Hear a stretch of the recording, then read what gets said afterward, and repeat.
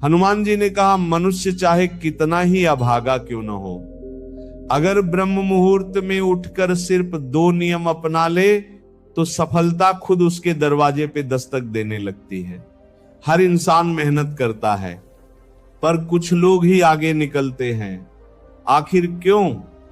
क्योंकि वो सुबह की उस घड़ी को पहचान लेते हैं जहां प्रार्थना सीधी शक्ति बन जाती है। अगर ब्रह्म मुहूर्त में ये 2 नियम अपना लिया जाए तो सफलता पीछा करना शुरू कर देती है। भाग्य बदलने का समय रात में नहीं, भोर में छिपा है। हनुमान जी कहते हैं, जो इस अमृत समय को जीत लेता है वो जीवन की आधी लड़ाई जीत लेता है। आज हम जानेंगे ब्रह्म मुहूर्त के वो 2 नियम जिन्हें अपनाकर अभागा भी भाग्यशाली बन सकता है।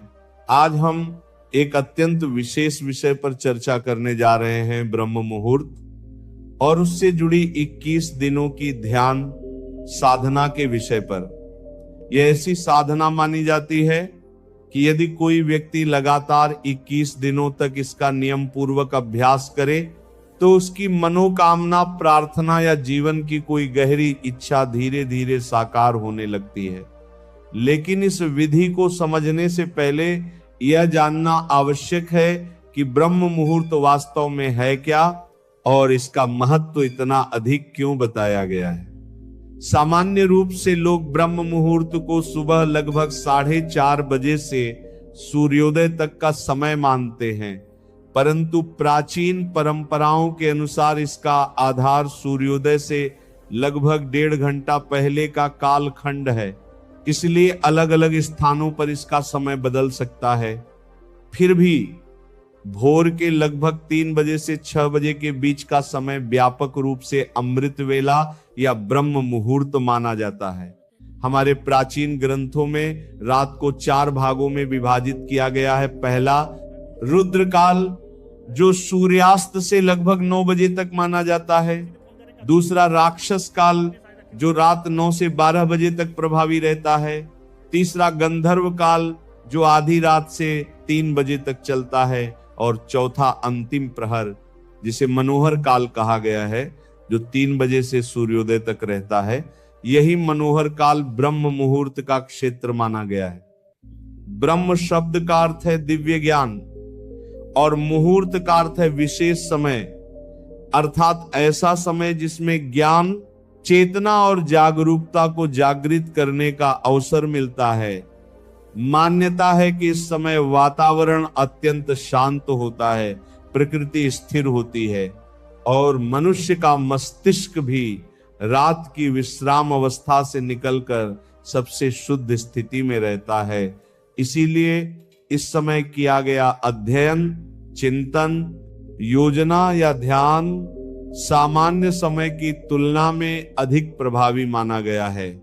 कई आध्यात्मिक परंपराएं मानती हैं कि इस काल में सूक्ष्म सकारात्मक ऊर्जा सक्रिय रहती है और नकारात्मक प्रवृत्तियां न्यूनतम होती हैं। यही कारण है कि अधिकांश पूजा स्थल प्रातः काल खुलते हैं और साधक इस समय जप, ध्यान और प्रार्थना को सर्वोत्तम मानते हैं। वैज्ञानिक दृष्टि से भी सुबह का वातावरण अपेक्षाकृत शुद्ध, ठंडा और शांत होता है, जिससे मन की एकाग्रता बढ़ती है और श्वास अधिक सहज रहती है।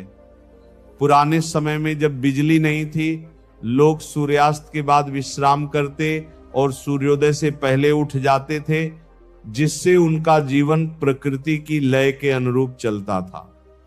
यही कारण था कि वे शारीरिक और मानसिक रूप से संतुलित रहते थे।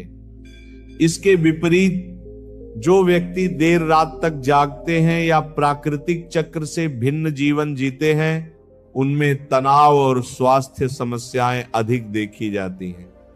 इसीलिए कहा जाता है कि जल्दी सोना और जल्दी उठना सफलता की पहली सीढ़ी है।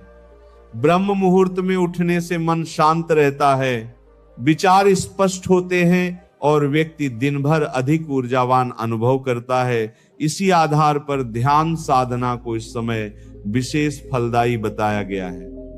अब जब हम समझ चुके हैं कि यह समय क्यों महत्वपूर्ण है, तब यह भी समझना आसान हो जाता है कि यदि कोई विशेष साधना इसी काल में की जाए तो उसका प्रभाव गहरा क्यों होता है।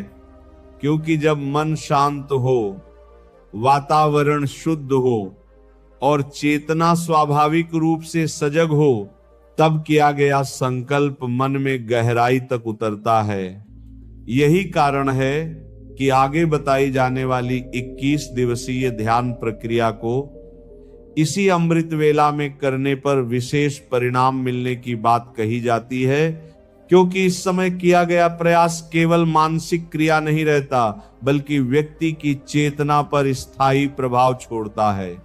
इस प्रकार ब्रह्म मुहूर्त केवल समय नहीं, बल्कि एक अवस्था है, प्रकृति और मन की समरसता की अवस्था, जिसमें मनुष्य स्वयं को अधिक स्पष्ट रूप से अनुभव कर सकता है और अपने लक्ष्य के प्रति भीतर से जुड़ सकता है। यही वह आधार है जिस पर आगे की साधना टिकी हुई है। अब जब ब्रह्म मुहूर्त के महत्व को समझ लिया गया है, तो आगे बढ़ते हैं उस 21 दिवसीय ध्यान प्रक्रिया की ओर, जिसे विशेष रूप से इसी समय करने की सलाह दी जाती है। माना जाता है कि प्रातः काल मन स्वाभाविक रूप से शांत रहता है, इसलिए इस समय किया गया अभ्यास सीधे गहराई तक प्रभाव डालता है। इस साधना को शुरू करने से पहले एक महत्वपूर्ण सावधानी जानना आवश्यक है। जिन लोगों को हृदय संबंधी समस्या, अस्थमा की गंभीर अवस्था या उच्च रक्तचाप की परेशानी रहती है, उन्हें इस अभ्यास को नहीं करना चाहिए, क्योंकि इसमें कुछ समय के लिए श्वास रोक कर रखना शामिल होता है। बाकी स्वस्थ व्यक्ति इसे सरलता से कर सकते हैं। सबसे पहले साधक को एक ही इच्छा या संकल्प तय करना होगा, क्योंकि पूरे 21 दिन उसी एक लक्ष्य पर ध्यान केंद्रित रखना है। हर दिन नई इच्छा सोचने से मन बिखर जाएगा और अभ्यास का प्रभाव कम हो जाएगा। संकल्प स्पष्ट, सकारात्मक और संक्षिप्त होना चाहिए, जैसे मेरे जीवन में यह कार्य सफलतापूर्वक पूर्ण हो, या मैं इस कठिन परिस्थिति से सहज रूप से बाहर आ रहा हूं। अब अभ्यास की प्रक्रिया समझिए। ब्रह्म मुहूर्त में उठने के बाद पहले शरीर को सामान्य रूप से ताजा करें, स्नान कर सके तो उत्तम, अन्यथा हाथ मुंह धोकर भी बैठ सकते हैं। ध्यान का स्थान ऐसा चुने जहां हल्की ताजी हवा आती हो और वातावरण शांत हो। जमीन पर आसन बिछाकर या कुर्सी पर बैठ सकते हैं, लेकिन रीढ़ और गर्दन सीधी रहनी चाहिए। दोनों हाथ घुटनों पर रखकर कुछ मिनट सामान्य श्वास लेते हुए मन को स्थिर करें। प्रारंभिक 2-3 मिनट केवल शरीर को स्थिर करने और विचारों को शांत करने में लगाएं, ताकि ध्यान स्वाभाविक रूप से गहरा हो सके। इसके बाद अपना ध्यान भौहों के बीच के स्थान पर केंद्रित करें। यही वह बिंदु है जहां लोग तिलक या बिंदी लगाते हैं और ध्यान में इसे एकाग्रता का केंद्र माना जाता है।